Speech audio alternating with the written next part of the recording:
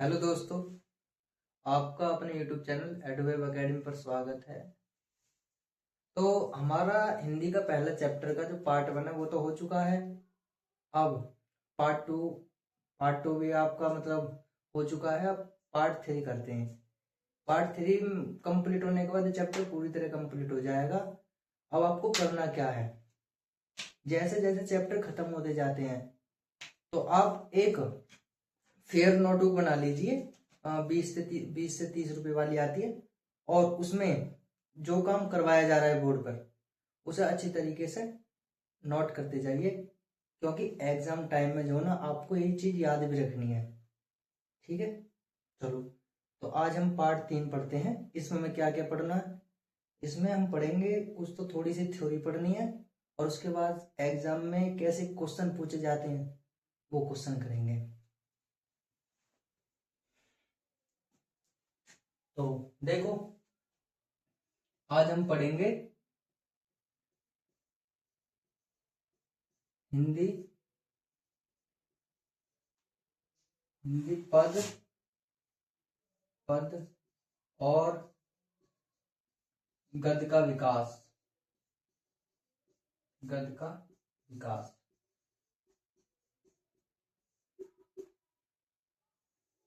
हिंदी पद और गद्य का विकास। तो इसमें हम क्या पढ़ेंगे? हिंदी के विकास के बारे में पढ़ेंगे। हिंदी के विकास के बारे में पढ़ेंगे कि पद और गद्य का विकास हिंदी में कैसे हुआ था।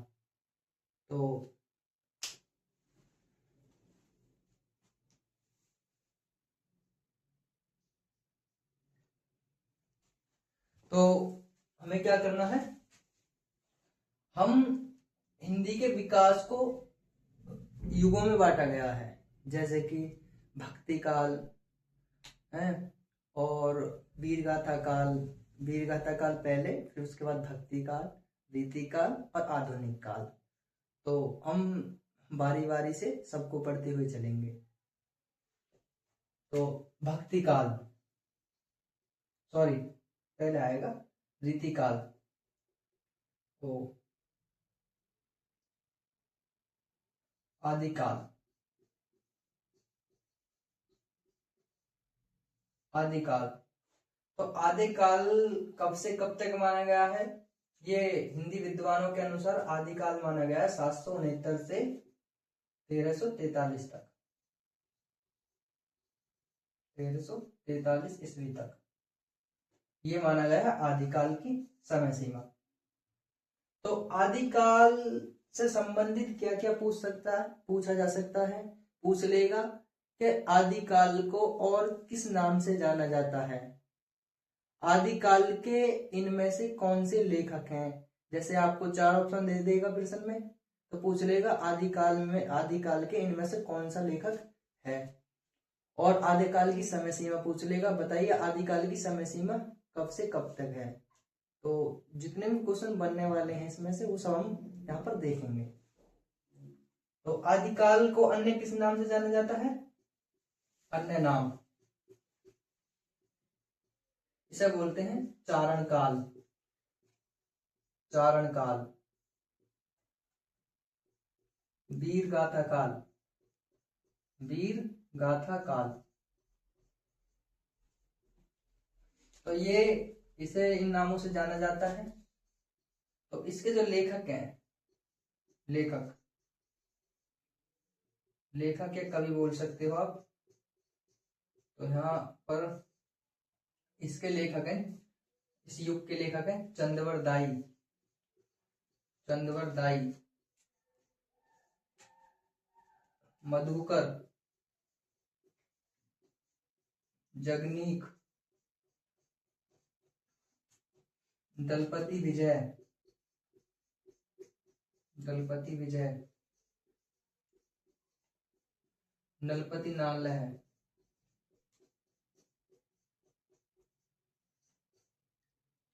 तो ये इस युग से संबंधित जो महत्वपूर्ण लेखक थे, मतलब इस युग के जो लेखक थे वो हमने यहाँ देख लिए हैं। और क्या पूछ सकता है आपसे? इस युग से संबंधित पूछ लेगा कि इस युग की विशेषताएं, यानी इस युग की विशेषताएं क्या थी। विशेषताएं, विशेषताएं बोलो या प्रवृत्तियां बोलो, प्रवृत्तियां। तो होता क्या है इस युग में, समझो। ये जो युग था ना, ये इस युग में जो हमारा इतिहास है, इस टाइम के बीच जो हमारा इतिहास के जो शासक थे, जो वंश थे, आपस में जो मतलब आपस में इनके आपसी संघर्ष रहते थे, मतलब एकजुटता नहीं थी हमारे देश के अंदर।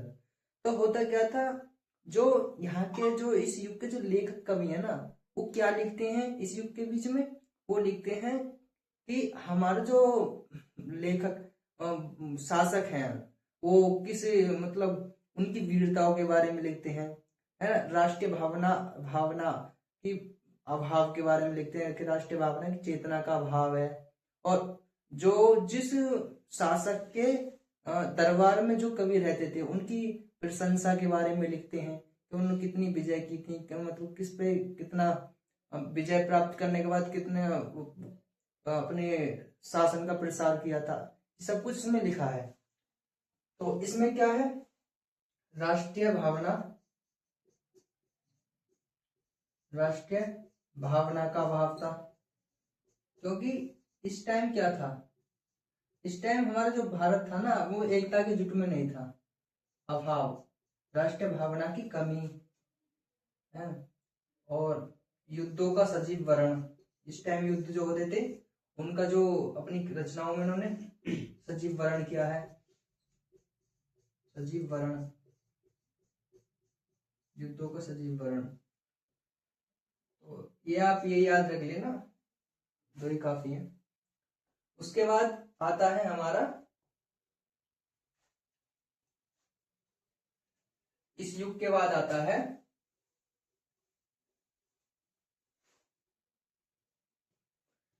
भक्ति काल, भक्ति काल। भक्ति काल की समय सीमा क्या थी, भक्ति काल की समय सीमा थी 1343 से 1643 तक, 1343 से 1643 ईस्वी तक भक्ति काल की समय सीमा थी।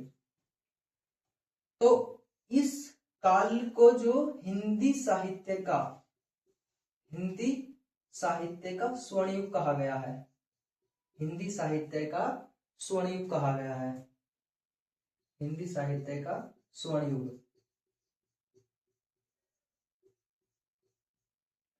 क्योंकि वास्तविकता में देखा जाए ना, तो हिंदी का जो वास्तविक विकास हुआ था वो इसी युग में देखा गया था, इसी युग में देखा गया था। इसलिए हिंदी साहित्य का स्वर्ण युग कौन सा काल था, भक्ति काल। इसके लेखक कौन कौन थे, देखो इस जो काल को ना दो पार्टों में डिवाइड किया गया है, मुख्य रूप से दो पार्टों में डिवाइड किया गया है। एक था निर्गुण शाखा, निर्गुण शाखा, और एक थी सगुण शाखा, सगुण शाखा। तो जितने भी लेखक थे ना इस युग के बीच के, उन्हें दो ब्रांचेस यानी दो शाखाओं में डिवाइड किया गया है। तो सगुण शाखा को दो पार्ट में बांट दिया गया है, प्रेमाश्रयी शाखा, सॉरी रामाश्रयी शाखा, रामाश्रयी शाखा, और एक थी प्रेमाश्रय कृष्णाश्रयी शाखा, कृष्णाश्रयी शाखा, कृष्णाश्रयी शाखा। देखो कृष्णाश्रयी शाखा के जो लेखक थे ना, वो जो लेखक थे वो थे तुलसीदास, तुलसीदास। और कृष्णाश्रयी शाखा के जो लेखक थे, इसके जो प्रसिद्ध लेखक वल्लभाचार्य, वल्लभाचार्य और सूरदास, यहां पर लिख रहे हैं सूरदास और कुंभनदास,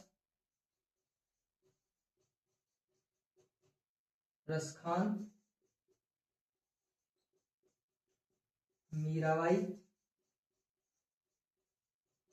तो इस शाखा के कुछ प्रमुख रचनाकार थे। इसके बाद आते हैं हम निर्गुण शाखा पर। निर्गुण शाखा को भी दो पार्टों में डिवाइड किया गया है। एक थी ज्ञानाश्रयी शाखा, ज्ञानाश्रयी शाखा, और एक थी भक्ति आश्रयी शाखा, सॉरी प्रेम आश्रयी शाखा, प्रेम आश्रयी शाखा। तो ज्ञानाश्रयी शाखा के जो लेखक थे वो कबीरदास थे, कबीरदास, मलुकदास, दादू। तो ये कुछ इसके प्रसिद्ध लेखक थे। और प्रेमाश्रयी शाखा के जो लेखक थे वो कौन थे? इसमें आते थे मलिक मोहम्मद जायसी, मलिक मोहम्मद जायसी, उस्मान, ये इनके प्रसिद्ध थे। इसके बाद हमारा ये जो भक्ति काल है इस तरीके से पूरी तरह समाप्त हो जाता है। पूछता है कैसे इस काल से संबंधित प्रश्न ये पूछ रहेगा कि भक्ति काल के सगुण शाखा से कौन सा लेखक संबंधित है या कौन सा लेखक है। तो सगुण शाखा से तुलसीदास दे देगा, इसमें से 3 ऑप्शन दे देगा, 3 इसमें से दे, 1 इसमें से दे देगा। तो इसमें से जो आंसर होगा वो होगा लेखक कवि, वो इसका करेक्ट आंसर होगा। तो आपसे जैसे पूछ ले कोई क्वेश्चन घुमा के कैसे भी, तो आप इसे डिजाइन कर लेना, ठीक है।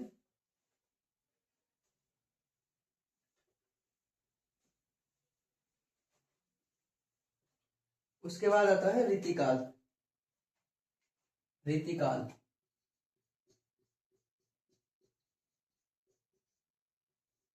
रीतिकाल की समय सीमा कब से है? 1643 से 1643 से 1843 तक, 1843 ईस्वी तक। तो रीतिकाल को कुछ उपरीति उपधाराओं में बांटा गया है। जैसे कि हमने उसको बांटा था भक्ति काल को, इस तरीके से उपधाराएं कौन कौन सी है?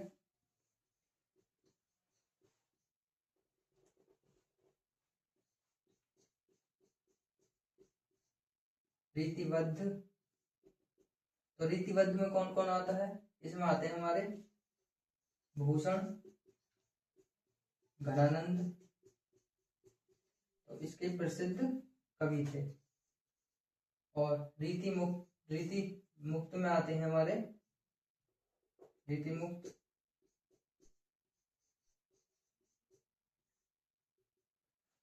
रीति मुक्त में हमारे आते हैं देव, ये इनके प्रसिद्ध थे। और यहाँ पर आते हैं हमारे रीति सिद्ध में आते हैं, रीति सिद्ध में आते हैं बिहारी लाल, रीति सिद्ध में आते हैं बिहारी लाल।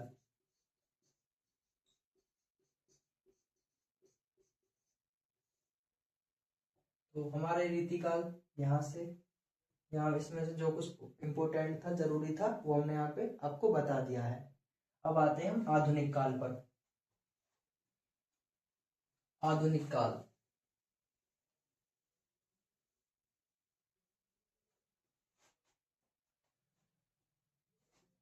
आधुनिक काल की जो समय सीमा है, आधुनिक काल की समय सीमा वो है 1843 से वर्तमान तक मानी जाती है। मतलब वर्तमान मतलब प्रेजेंट तक। आधुनिक काल की समय सीमा कब से कब तक मानी जाती है? 1843 से वर्तमान तक। तो इसको भी कई पार्टों में बांटा गया है। जैसे भारत नेदु युग, भारत नेदु युग, द्विवेदी युग,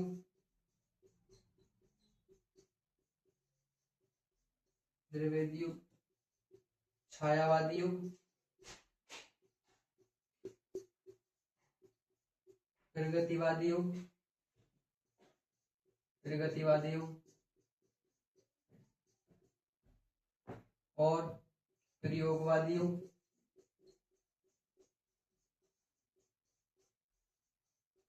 या कह सकते हो वर्तमान युग। तो इस आधुनिक काल को भी कितने पार्टों में बांटा गया है? 5 पार्टों में बांटा गया है। भारत युग, द्विवेदी युग, छायावादी युग, प्रगतिवादी युग और प्रयोगवादी युग या वर्तमान युग। अब हम बारी बारी से इनसे संबंधित जो भी फैक्ट्स हैं, जितने भी मतलब तथ्य हैं महत्वपूर्ण, वो देखते हैं।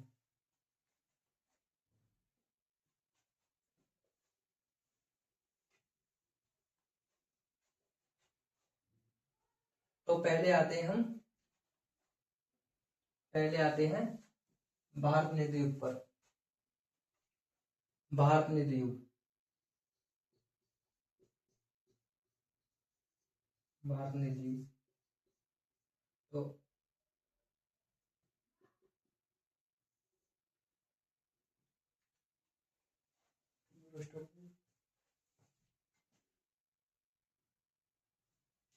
तो भारत युग में देखो, भारत युग की जो समय सीमा है वो 1868 से 1900 तक मानी गई है। विद्वानों के अनुसार भारत युग की जो समय सीमा है वो 1868 से 1900 ईस्वी तक मानी गई है। देखो, इसके जो लेखक हैं,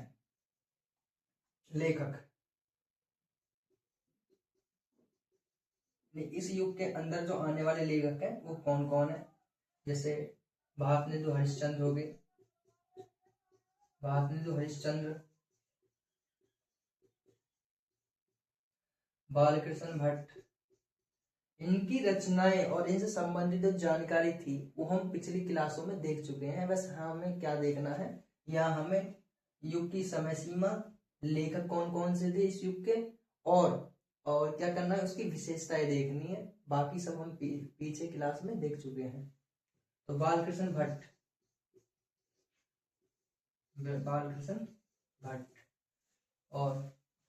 और है कार्तिक प्रसाद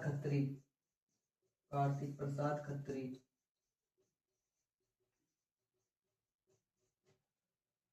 और इसमें है हमारे प्रताप नारायण मिश्र,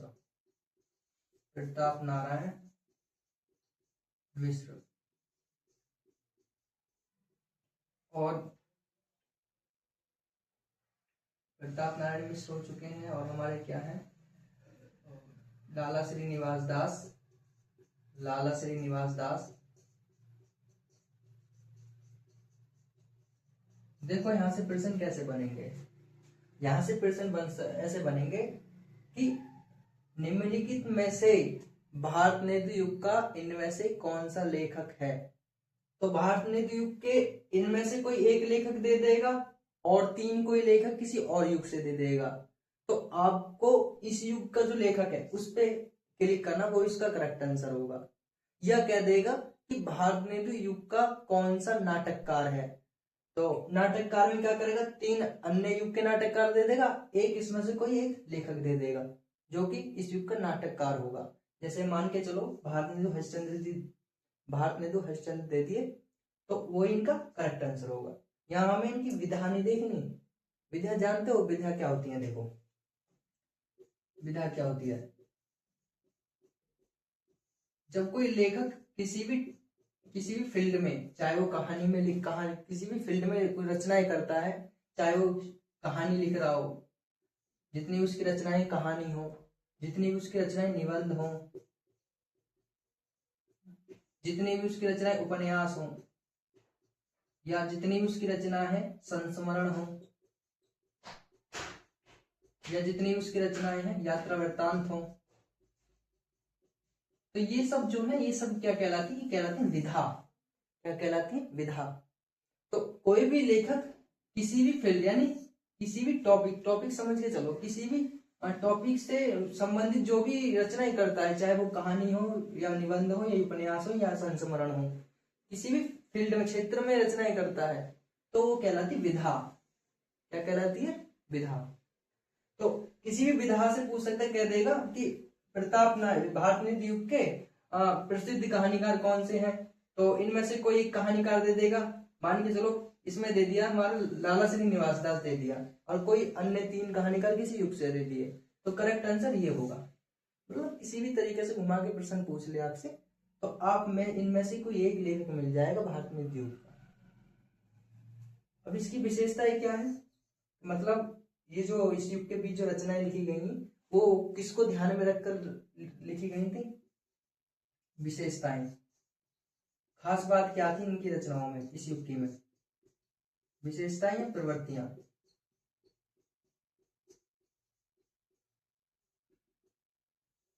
तो ये जो युग है ना, ये भारत में सामाजिक सुधार का युग है। मतलब इस समय जो रचनाएं रची जा रही थी वो भारत में सामाजिक सुधार के उद्देश्य से रची जा रही थी, और जो भी मतलब हिंदी की जो गलती थी या हिंदी के विकास के उद्देश्य से रचना रची जा रही थी सरल भाषा में, ताकि हमारी रचनाओं को आम से आम आदमी पढ़कर समझ सके और समाज के विकास में महत्वपूर्ण योगदान दे। तो विशेषताएं प्रवृत्तियां क्या है, सामाजिक सुधार हुआ था इनकी रचनाओं के बीच, सामाजिक सुधार, देश प्रेम की भावना आई थी, क्योंकि इस समय जो था हमारा देश जो था वो अंग्रेजी शासन के अधीन था, तो इसके बीच ऐसी रचनाएं रची जा रही थी ताकि लोगों के बीच देशभक्ति की भावनाएं जागृत हों, देशभक्ति की भावनाएं जागृत हों। तो देश प्रेम की भावनाएं,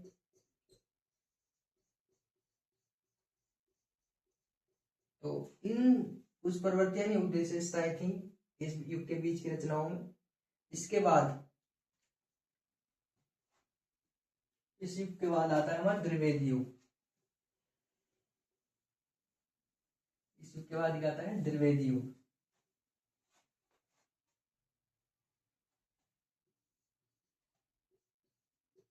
द्विवेदी युग,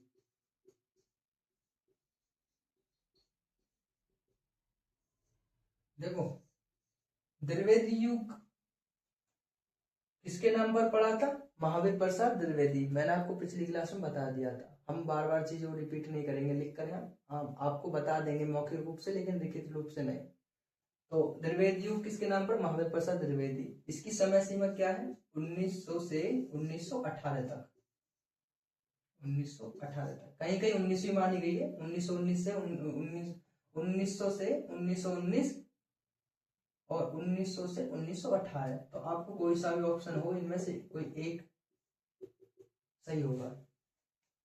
तो द्विवेदी युग, इसके जो क्या लेखक थे, लेखक या कवि कह सकते हैं, तो इसके जो लेखक थे वो थे महावीर प्रसाद द्विवेदी, महावीर प्रसाद द्विवेदी,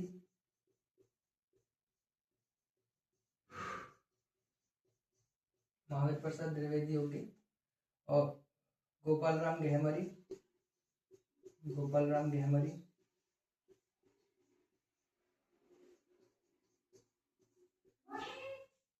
और इसके लेखक हो गए हमारे सरदार पूर्ण सिंह, सरदार पूर्ण सिंह, अयोध्या सिंह उपाध्याय हरिहोद, अयोध्या सिंह उपाध्याय, सिंह उपाध्याय हरिहोद, हरिहोद, और इस युग के जो लेखक थे हमारे चंद्रधर शर्मा गुलेरी, चंद्रधर शर्मा गुलेरी, गुलेरी। तो ये इस युग के कुछ प्रसिद्ध लेखक थे जो इस, तो द्विवेदी युग में हम क्या पढ़ते थे, द्विवेदी युग में हमने इनके लेखक पढ़ लिए थे, जो भी कुछ प्रसिद्ध लेखक या कवि थे। अब इन्हें पढ़ रहे हैं विशेषताएं। देखो इस युग के जितने भी लेखक थे, खास तौर पर खासकर महावीर प्रसाद द्विवेदी, वो अपनी एक पत्रिका उनके नाम से सरस्वती पत्रिका का संपादन करते थे। तो जितने भी लेखक थे उनकी रचनाएं उसी खास तौर पर उसमें संपादित मतलब रचनाएं जो है उसी में ही छपती थी।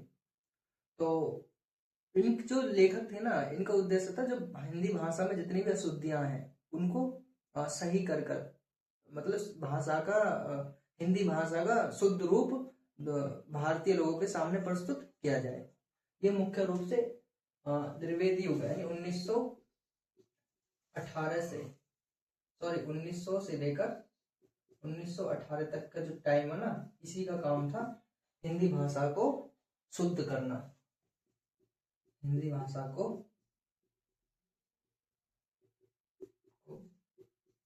परिष्कृत। परिष्कृत का मतलब होता है शुद्ध, शुद्ध करना, करना। देशभक्ति की भावना जागृत करना, ये भी इसकी प्रमुख विशेषता थी, क्योंकि इस टाइम के बीच में हमारा जो देश था वो ब्रिटिश शासन के अधीन था। ठीक है, अब देखते हैं हम छायावादी युग। छायावादी युग,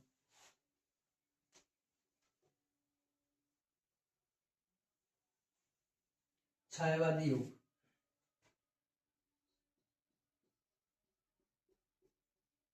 छायावादी युग।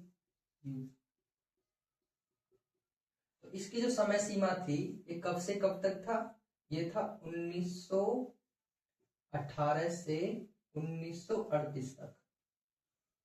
1918 से 1938 तक। इसकी विशेषता क्या थी? विशेषताएं,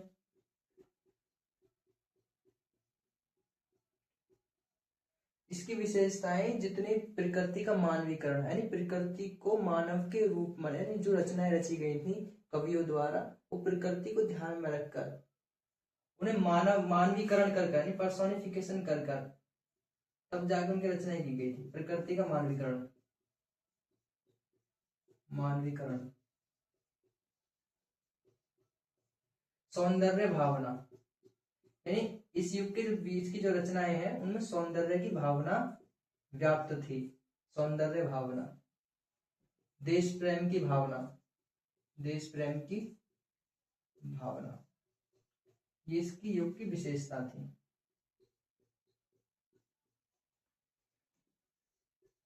इस युग को और किस नाम से जाना जाता है? इस युग को नाम और शुक्ल युग कहा जाता है, क्योंकि आचार्य रामचंद्र शुक्ल ने इस युग के बीच लेखन का जो कार्य से काफी महत्वपूर्ण योगदान दिया था। शुक्ल युग, प्रसाद युग, प्रसाद युग यानी जयशंकर प्रसाद के नाम पर, और इसे बोलते हैं प्रेमचंद युग, क्योंकि प्रेमचंद ने जितनी भी रचनाएं रची थी खासतौर पर इस युग के बीच रची गई थी उनकी रचनाएं, जिसे प्रेमचंद युग कहा जाता है। प्रेमचंद युग, शुक्ल युग, प्रसाद युग, प्रेमचंद युग, ये अन्य नाम है इसके, अन्य नाम।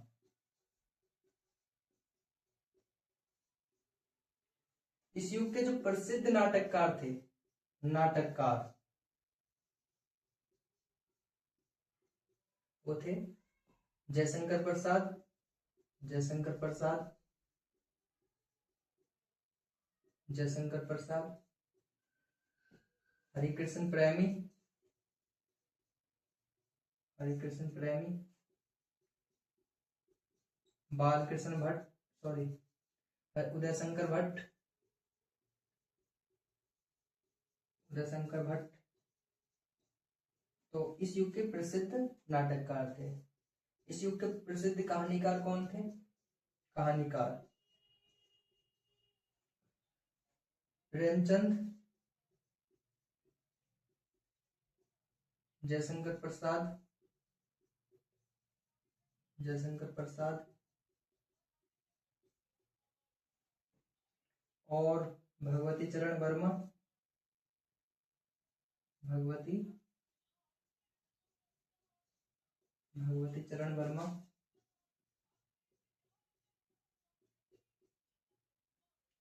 और वृंदावन लाल वर्मा, वृंदावन लाल वर्मा,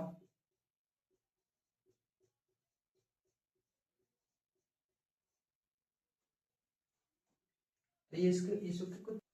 तो रीतिकाल की समय अवधि या समय सीमा क्या है? इसमें देखो 4 ऑप्शन दिए हैं, तो इसका करेक्ट ऑप्शन कौन सा है? मैं आपको पीछे बता के आया हूँ। रीतिकाल की समय सीमा है इसकी 1643 से 1843 तक, ये है रीतिकाल की। ये 1343 1643 ये भक्ति काल की है, भक्ति काल की। और 769 से 1343 तक ये है आदिकाल, जो कि प्रारंभिक काल था, आदिकाल। और 1843 से वर्तमान तक है आधुनिक काल।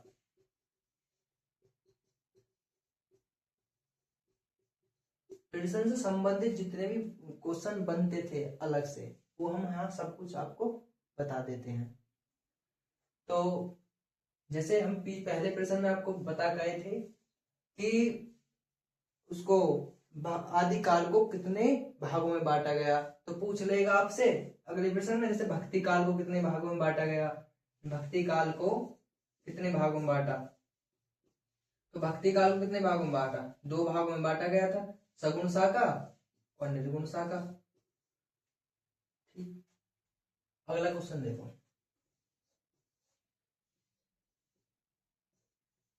गीत फरोश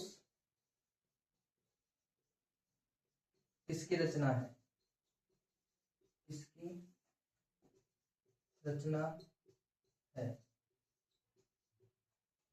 तो ऑप्शन दे देगा, ए ऑप्शन में दे देगा गिरिजा कुमार माथुर,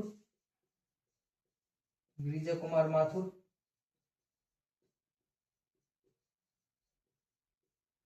बी में दे देगा धर्मवीर भारती,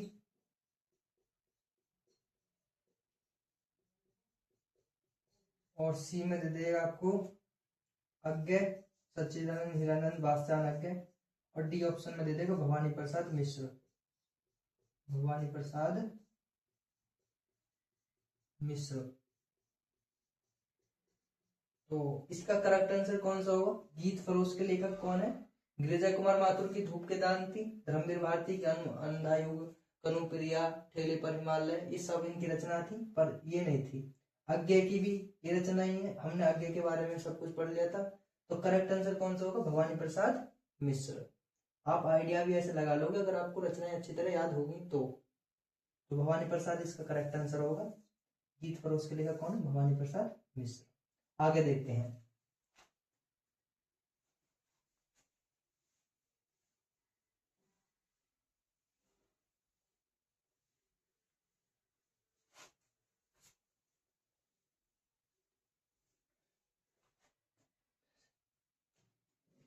प्रश्न नंबर 4। तो आधुनिक काल को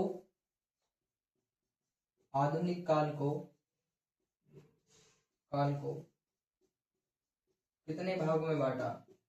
कितने भागों में बांटा गया है? A option 3, B option 4, C option 5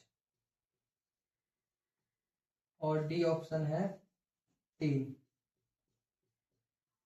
sorry 3 तो ऊपर है ना, 2। तो कितने भागों में बांटा गया है? आधुनिक काल को 5 भागों में बांटा गया है। इसका करेक्ट आंसर होगा 5। 5 भाग कौन कौन से थे? भारत निर्धि युग,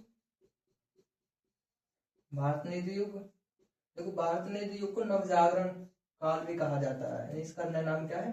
नवजागरण युग, नवजागरण युग। ठीक है, ये वही ऐड कर लेना जो हमने भारत में हरिश्चंद्र के बारे में, भारत में युग के बारे में जब पढ़ाया था। दूसरा था द्विवेदी युग, द्विवेदी युग। तीसरा है छायावादी युग, छायावादी युग। छायावादी युग को और कितने शुक्ल युग, प्रसाद युग, प्रेमचंद युग के नाम से जाना जाता है, छायावादी। और प्रगतिवादी, प्रगतिवादी और प्रयोगवादी, प्रयोगवादी युग। प्रगतिवादी युग कब से शुरू माना जाता है? 1936 से। शुरू कब से माना जाता है? 1936 से। 1936 से।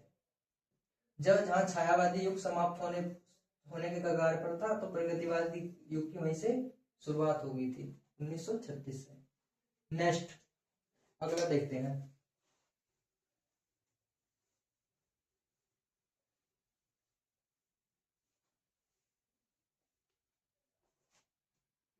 प्रश्न नंबर 5।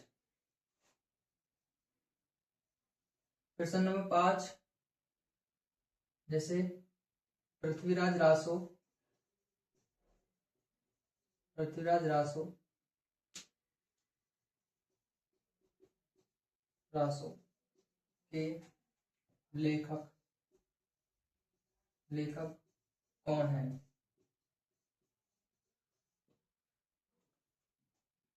ए ऑप्शन नलपति विजय, नलपति नाल है, जगनीक जायसी और डी है चंद्रवरदाई, चंद्रवरदाई। तो इसका करेक्ट आंसर हो जाएगा चंद्रवरदाई। चंद्रवरदाई की रचना कौन सी? पृथ्वीराज रासो। देखो प्रश्न कैसे भी पूछ सकता है, वो पूछेगा चंद्रवरदाई द्वारा लिखित रचना कौन सी है, तो इसमें 4 ऑप्शन में पृथ्वीराज रासो दे देगा और कोई रचना दे देगा। और इस तरीके से पूछ सकता है कि पृथ्वीराज रासो कृति के लेखक कौन है, या पृथ्वीराज रासो किसकी रचना है। तो कैसे भी आपसे पूछ सकता है घुमा फिराकर। तो इसका करेक्ट आंसर चंद्रवरदाई होगा। अगला देखते हैं।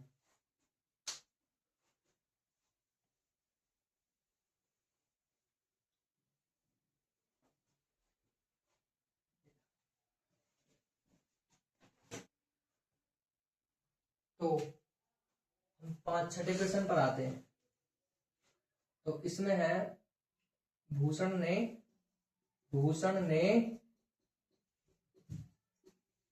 किस रस में कविताएं लिखी। तो भूषण ने किस रस में कविता लिखी? ए ऑप्शन करुण रस, बी ऑप्शन शांत रस, सी हास्य रस और डी है वीर रस। तो भूषण ने किस रस में कविता लिखी थी? वीर रस में। इसमें वीर रस में। 7वां प्रश्न है हमारा रसखान। देखो प्रश्न यहां से ऐसे बन सकता है कि निम्नलिखित में से वीर रस के कवि कौन से हैं। तो 3 दे देगा, उसमें से भूषण होंगे, मतीराम होंगे, धनानंद होंगे, मलिक मोहम्मद जायसी होंगे। तो उनमें तीनों कवियों में वीर रस के कवि कौन होंगे? भूषण, शिवराज भूषण, महाकवि भूषण। तो रसखान ने अपनी कविताएं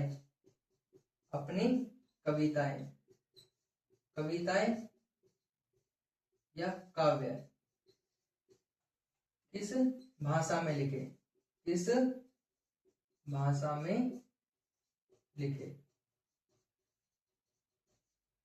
तो किस भाषा में लिखे थे रसखान ने? ऑप्शन ए ब्रज भाषा है, ब्रज भाषा, फारसी, पिंगल, खड़ी बोली,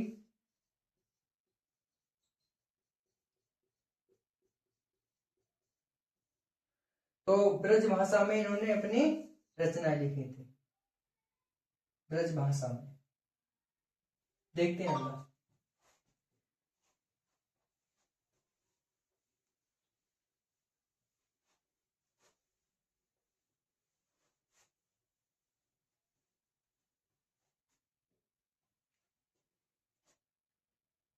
प्रश्न नंबर 9,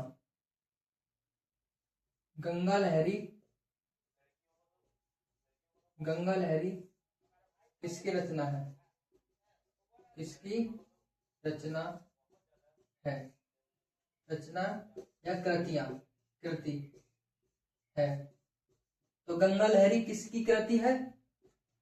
ऑप्शन ए में दे देगा भूषण, बी में मतीराम, सी में चंद्रवरदाई और डी में दे देगा पद्माकर। तो पद्माकर, गंगा लहरी किसकी रचना है? पद्माकर की। गंगा लहरी किसकी रचना है? पद्माकर की।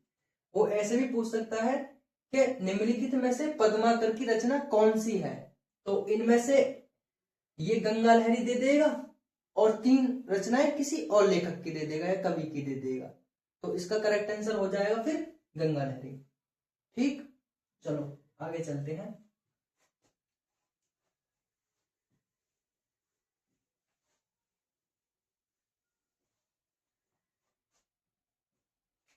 दसवां, ललित ललाम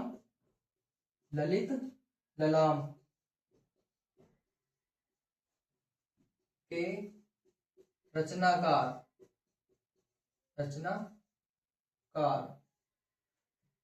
कौन है? ललित ललाम के रचनाकार कौन है? Option A Matiram, option B Lallulal, option C Ghananand और ऑप्शन डी है बिहारी लाल।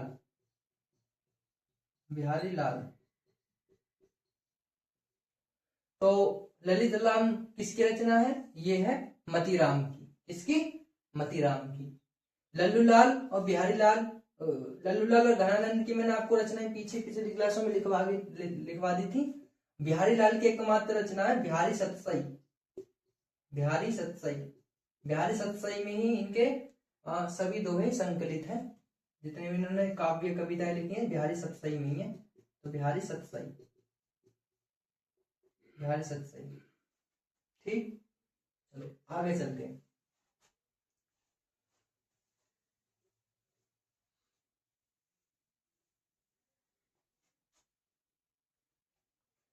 प्रश्न नंबर 11,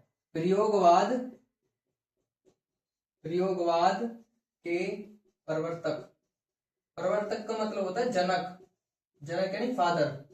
प्रयोगवाद के जनक किसे माना जाता है?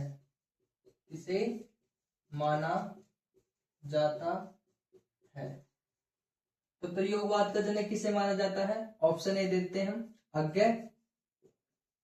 अज्ञे, बी है गिरिजा कुमार माथुर, सी में है प्रभाकर माचवे, डी में है भवानी प्रसाद मिश्र।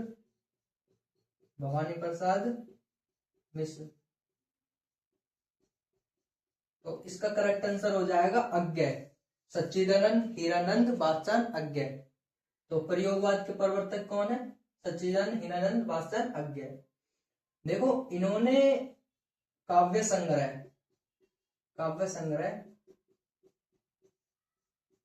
तार सप्तक कुल कितने तार सप्तक थे? 3। उनका संपादन भी किया था, यानी ये उनके संपादक थे। तो कौन कौन से शुरू में कितनी मतलब 3 तार सप्तक थे। तो उनका प्रकाशन काल कौन सा था? वो किस टाइम प्रकाशित हुए थे?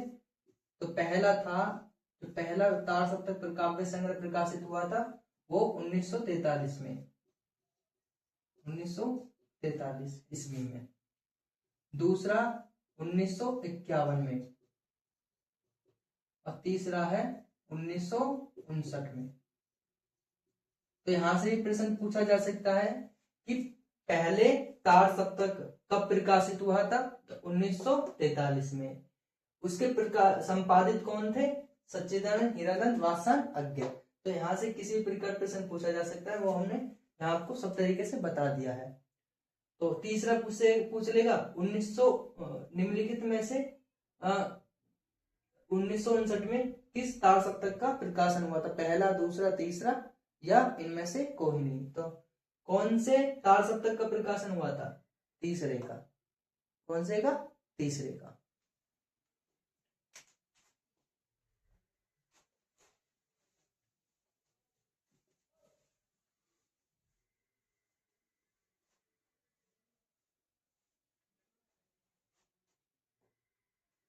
प्रश्न नंबर 12 देखो। संस्कृति के 4 अध्याय। संस्कृति के 4 अध्याय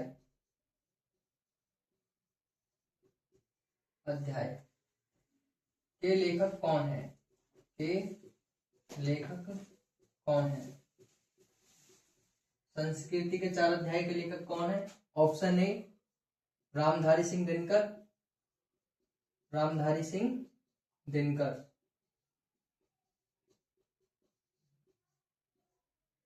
ऑप्शन बी है गिरिजा कुमार माथुर। गिरिजा कुमार माथुर।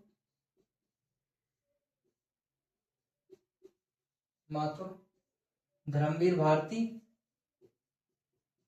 धर्मवीर भारती। और डी ऑप्शन में अज्ञ, सच्चिदानंद हीरानंद वात्स्यन अज्ञ। तो इसका करेक्ट आंसर कौन सा हो जाएगा? रामधारी सिंह दिनकर।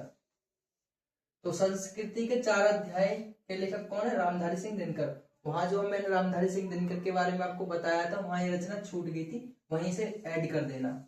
जो भी आपको कुछ नया दिख रहा है, चाहे वो किसी लेखक की रचनाएं नहीं आती हो क्वेश्चन में, तो वहीं ऐड कर देना जहां पर मैंने उनके बारे में बताया है। ठीक है, आपको याद करना आसान हो जाएगा। तो इनकी क्या है? ये निबंध है। क्या है? निबंध। निबंध। देखो प्रश्न यहाँ से सब कई तरीके से पूछे जा सकते हैं। क्या देगा? संस्कृति के 4 अध्याय किस विधा की रचना है? तो कौन सी विधा की रचना है? निबंध। ऑप्शन दे देगा ए निबंध, बी दे देगा नाटक, सी दे देगा कहानी और डी दे देगा आत्मकथा। तो किस विधा की रचना है? निबंध। निबंध विधा की रचना है। पूछ लेगा रामधारी सिंह दिनकर द्वारा रचित निबंध कौन सा है? ऑप्शन एक में दे देगा संस्कृति के 4 अध्याय, दूसरे में ठलुआ किला, तीसरे में नीली झील दे देगा और चौथे में दे देगा कल्पलता। तो उसमें करेक्ट आंसर कौन सा हो जाएगा? संस्कृति के 4 अध्याय। ठीक है, जितने भी संभव प्रश्न बनने थे वो मैंने आप सब यहाँ को इस क्वेश्चन से संबंधित जितने भी प्रश्न बनने थे मैंने सब आपको यहाँ बता दिया है। आगे देखते हैं।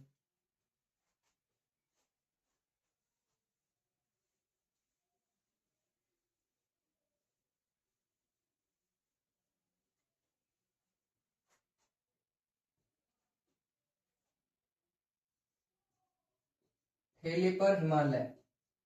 ठेले पर हिमालय।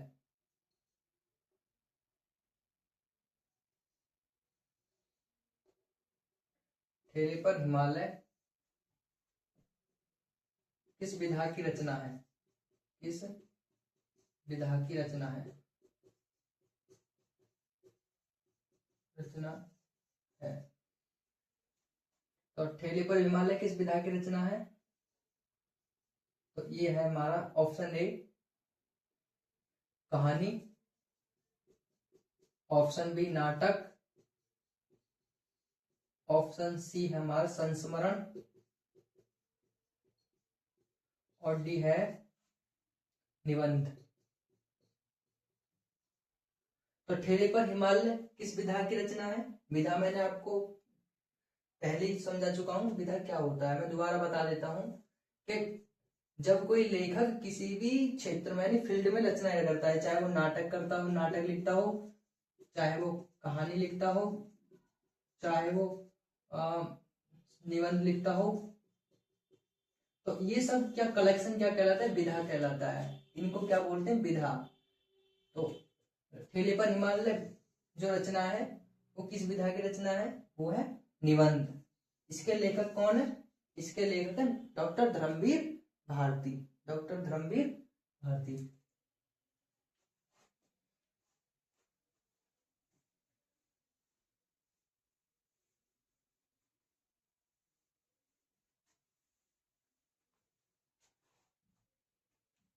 प्रश्न नंबर 13, सिद्धों की संख्या कितनी है? सिद्धों की संख्या कितनी है?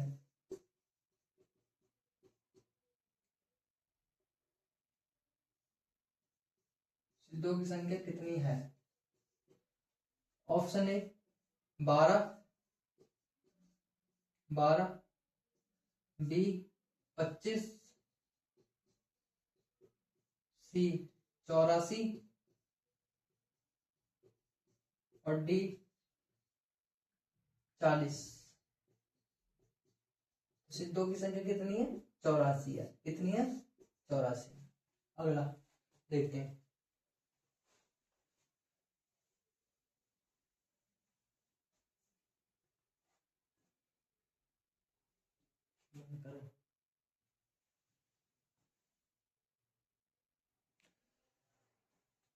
तो अब हम 14वां देखते हैं। खुशबू के शिलालेख। खुशबू के शिलालेख। खुशबू के शिलालेख के लेखक कौन है? रचनाकार है। तो खुशबू के शिलालेख के रचनाकार कौन है? ऑप्शन दे देगा अयोध्या सिंह उपाध्याय हरिओद, अयोध्या सिंह उपाध्याय उपाध्याय हरिओद, बी ऑप्शन दे देगा इसमें रामकुमार वर्मा, रामकुमार वर्मा, सी दे देगा धर्मवीर भारती,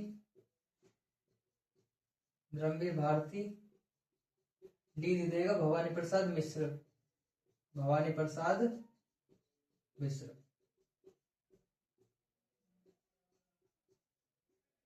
तो इसका करेक्ट आंसर हो जाएगा खुशबू का शिलालेख के लेखक कौन है? भवानी प्रसाद मिश्र। तो भवानी प्रसाद मिश्र की मैंने आपको रचनाएं जो पीछे लिखवाई थी जितनी, उनमें हमें ऐड कर लेना है इसको भी, खुशबू के शिलालेख को। अगला देखते हैं।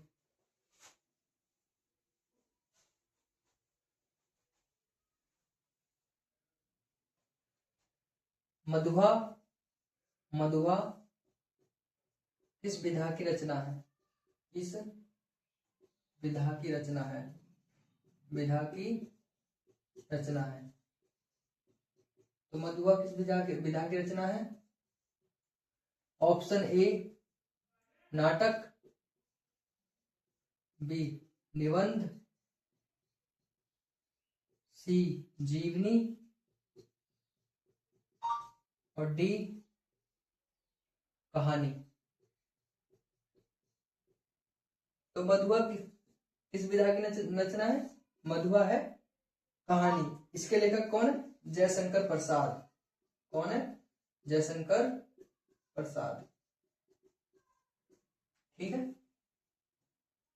अगला देखते हैं।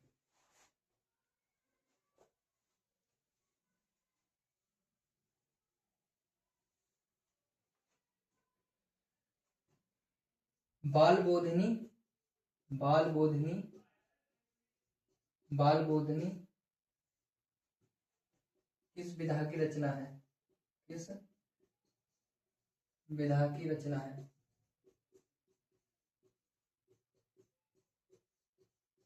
तो बाल बोधिनी किस विधा की रचना है? ऑप्शन ए पत्रिका, बी जीवनी और सी है कहानी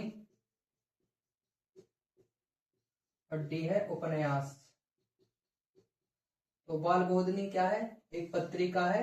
इसके पत्रिका के संपादक कौन है? भारतेंदु हरिश्चंद्र। ये मैंने आपको वहां के आपको बताया नहीं था, इसे वहीं ऐड कर देना। भारतनेदु हरिश्चंद्र, हरिश्चंद्र।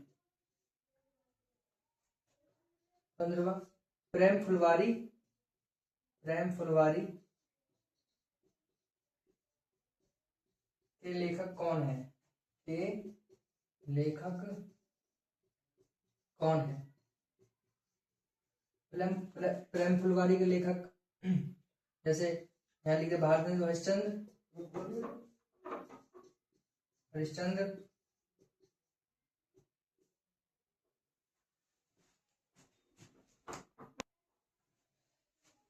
तो भारतनेदु हरिश्चंद्र इस पत्रिका के संपादक थे। 15वां देखिए,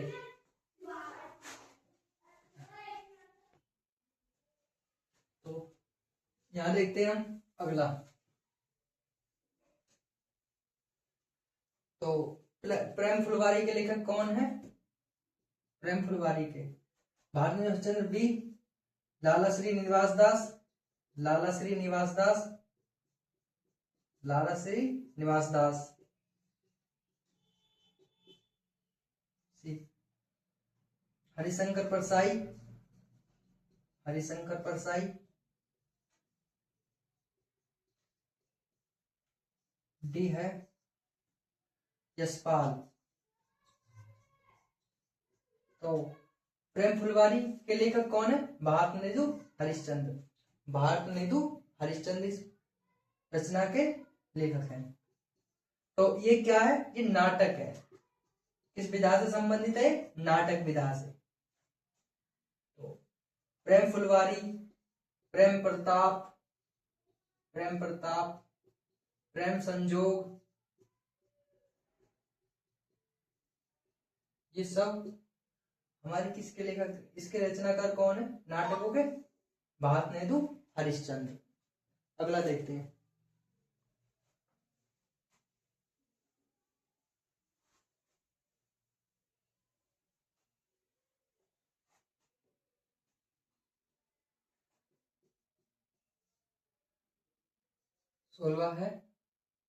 सोलवा है हिंदी की पहली पत्रिका, हिंदी की पहली पत्रिका कौन सी थी? पत्रिका कौन सी थी? हिंदी की पहली पत्रिका कौन सी थी? ए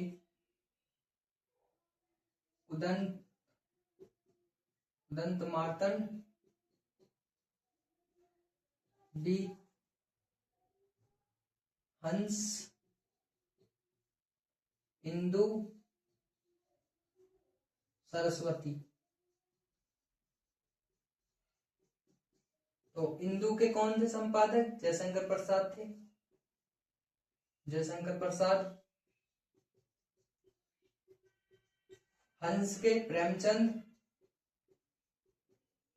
सरस्वती के महावीर प्रसाद द्विवेदी।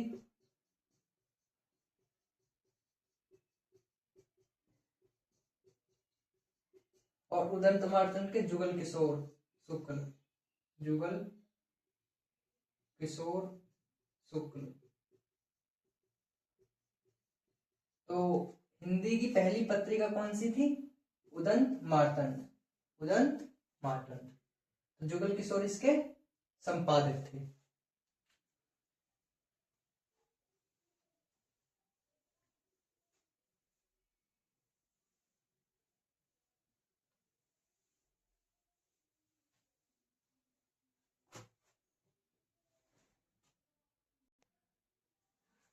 हाँ, तो अब 17वां देखो। 17वां है अंडे के छिलके, अंडे के छिलके। एकांकी, एकांकी के लेखक, के लेखक कौन है?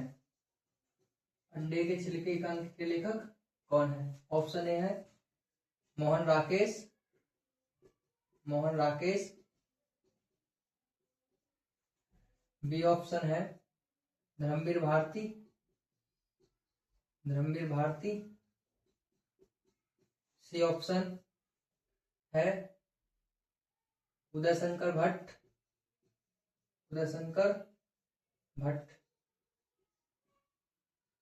डी है हमारा रामकुमार वर्मा, रामकुमार वर्मा। तो अंडे के छिलके एकांकी के लेखक कौन है? मोहन राकेश। देखो मोहन राकेश का एक नाटक भी है जो हम वहां पर छूट गया था, वहां ऐड कर लेना, आधे अधूरे, आधे अधूरे। ये इनका प्रसिद्ध नाटक है। 18वां, हिंदी कविताओं को, हिंदी कविताओं को, कविताओं को छंदों की परिधि से, छंदों की परिधि से मुक्त कराने वाले कवि कौन थे? कराने वाले कवि, कवि कौन थे? तो हिंदी कविताओं को छंदों की परिधि से मुक्त कराने वाले कवि कौन थे? मतलब हिंदी की ऐसी कविताएं जिनमें छंदों का अभाव हो, छंदों की कम यूज, प्रयोग ना हो, उपयोग नहीं हो, तो वो जो है कौन थे वो लेखक? सुमित्रानंदन पंत, ऑप्शन ए, सुमित्रानंदन पंत,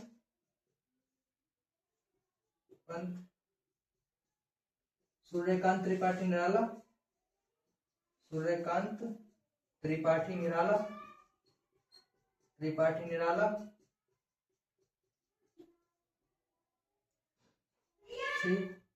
महादेवी वर्मा, महादेवी वर्मा, और डी है प्रेमचंद, प्रेमचंद। तो छंदों, हिंदी कविताओं को छंदों की परिधि से मुक्त कराने वाले कवि कौन है? सूर्यकांत त्रिपाठी निराला, सूर्यकांत त्रिपाठी निराला छंदों की परिधि से मुक्त कराने वाले कवि हैं। ठीक, आगे देखते हैं।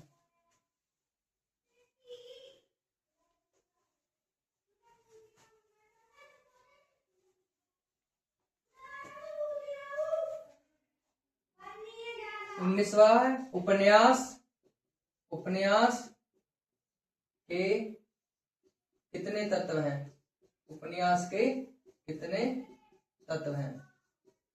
उपन्यास के कितने तत्व हैं? Option A 3, B 5, C 4, D 6। तो उपन्यास के कितने तत्व होते हैं? उपन्यास के 6 तत्व होते हैं। कितने तत्व होते हैं? 6। पर्दा कहानी के लेखक कौन है? पर्दा कहानी के लेखक कौन है? पर्दा कहानी के लेखक कौन है? Option A Yashpal, B Jainendra Kumar,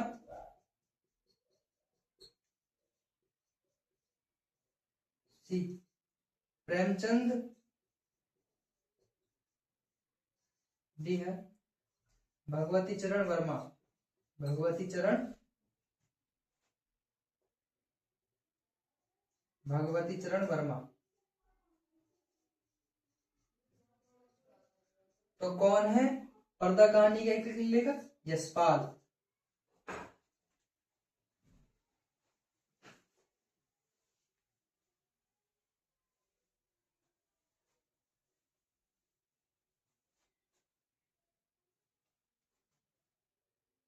इक्कीसवां, स्वर्ग का स्वागत,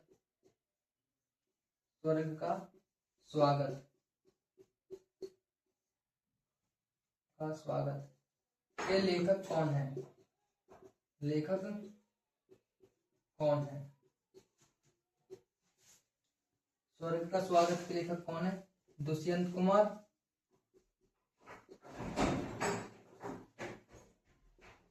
हरिकृष्ण प्रेमी,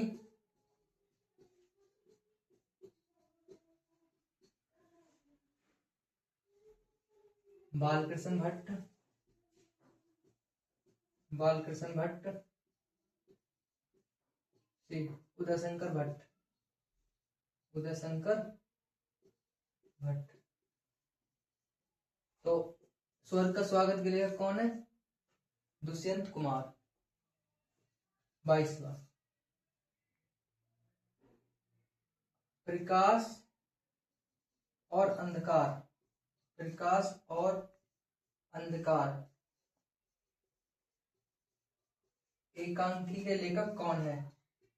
एकांकी के लेखक कौन है? प्रकाश और अंधकार एकांकी के लेखक कौन है? उदयशंकर भट्ट, उदयशंकर भट्ट। बी है उपेंद्र नाथ अस्क, उपेंद्र नाथ अस्क। सी है राम कुमार वर्मा, राम कुमार वर्मा। डी है धर्मवीर भारती, धर्मवीर भारती। तो प्रकाश और अंधकार एकांकी विधा के जो लेखक हैं वो कौन है? उदयशंकर भट्ट, उदयशंकर भट्ट इस एकांकी के लेखक हैं। चलो अगला देखते हैं।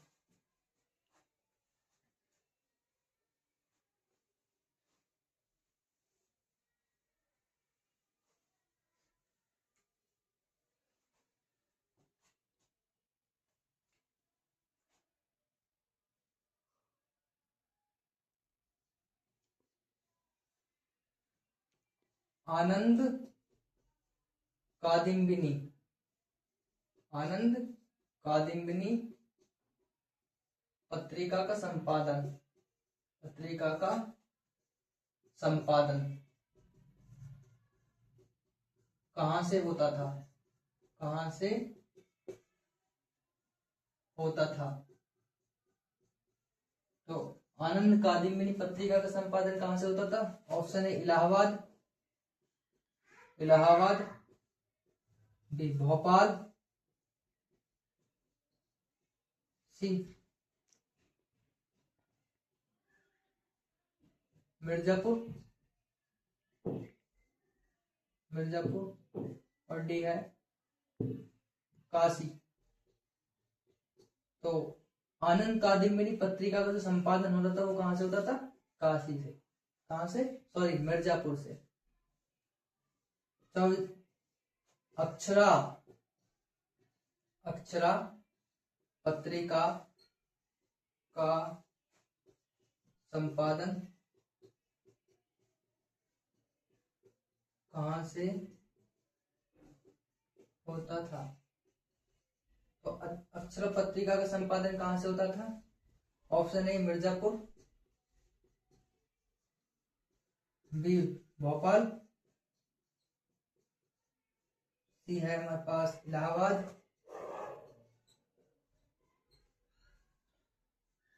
आगरा।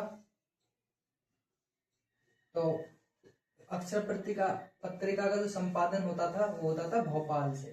कहां से? भोपाल से। आगे देखते हैं।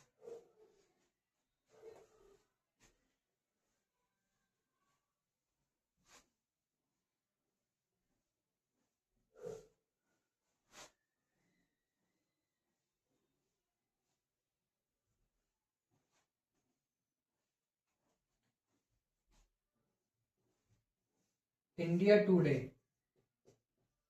इंडिया टुडे पत्रिका के संपादक, पत्रिका के संपादक कौन है? तो इंडिया टुडे की पत्रिका का संपादक कौन है? RP Dutt, RP Dutt. B Bhubaneswar, C Kailash, Kailash Satyarthi, Kailash Satyarthi.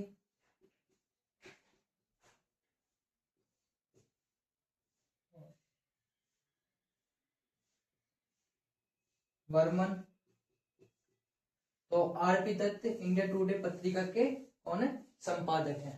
कौन है? संपादक।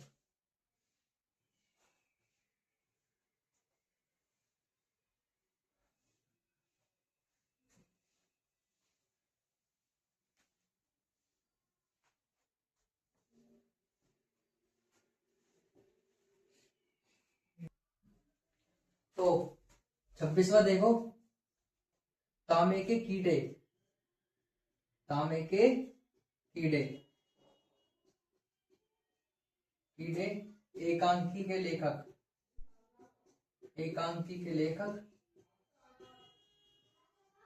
कौन है? तो तांबे के कीड़े एकांकी के लेखक कौन है? इसमें भुवनेश्वर, भुवनेश्वर, उपेंद्र नाथ अस्क, उपेंद्र नाथ अस्क, धर्मवीर भारती, धर्मवीर भारती,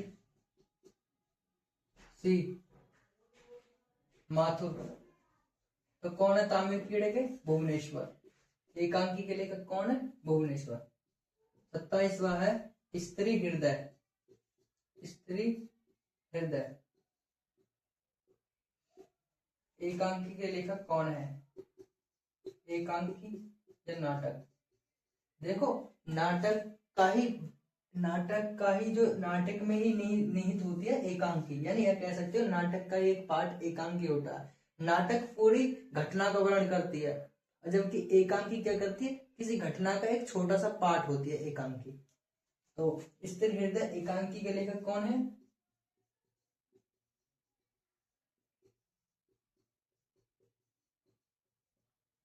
तो स्त्री हृदय उपेंद्र नाथ अस्क, उपेंद्र नाथ अस्क, धीरेन्द्र वर्मा, धीरेन्द्र वर्मा, और सी है रामकुमार वर्मा, रामकुमार वर्मा, उदय शंकर भट्ट, उदय शंकर भट्ट।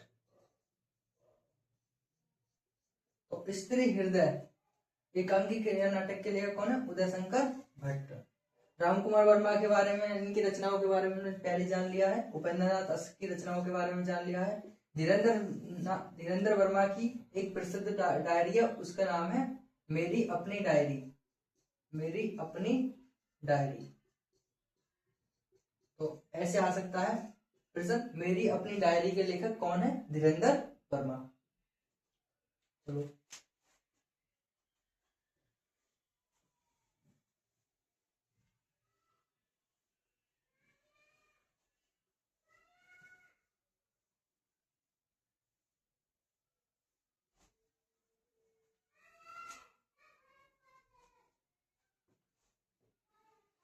28वां देखो, नाटक के प्रमुख कितने तत्व होते हैं? कितने तत्व होते हैं? तो नाटक के कितने तत्व होते हैं? ऑप्शन ए 5, बी 4, सी 3 और डी 2। तो नाटक के मुख्य रूप से कितने तत्व होते हैं? 4। कितने तत्व होते हैं? 4।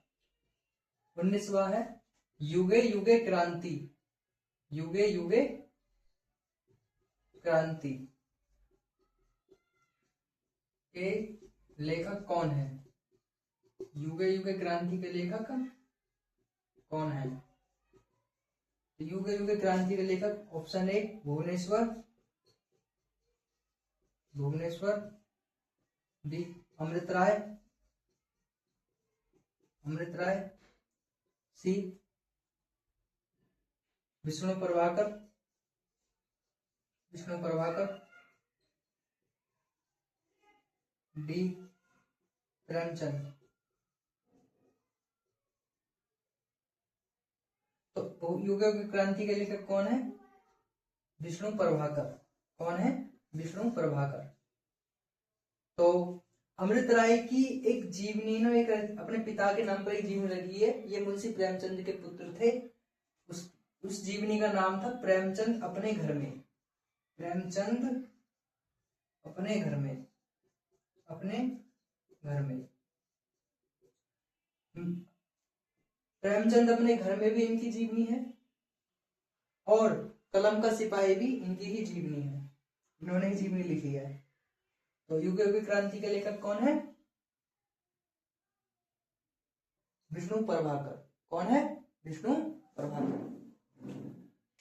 लास्ट क्वेश्चन है हमारा इस क्लास में।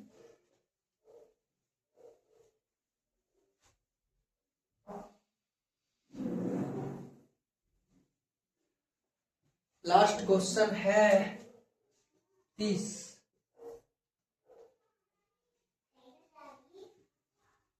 दीप जले, दीप जले शंख बजे, दीप जले शंख बजे के लेखक कौन है? के लेखक कौन है? Option A Vishnu Prabhakar, Vishnu Prabhakar, B Premchand, सी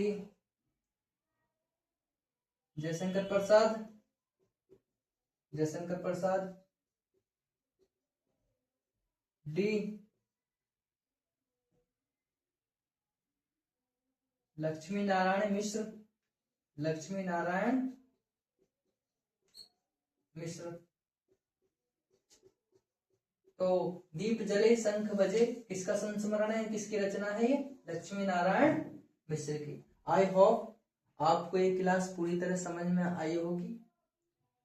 तो आपको क्या करना है, जितना भी आपको अब तक पढ़ा दिया गया है इस क्लास में और पिछली क्लासों में, ये चैप्टर हमारा यहाँ पूरी तरह समाप्त होता है।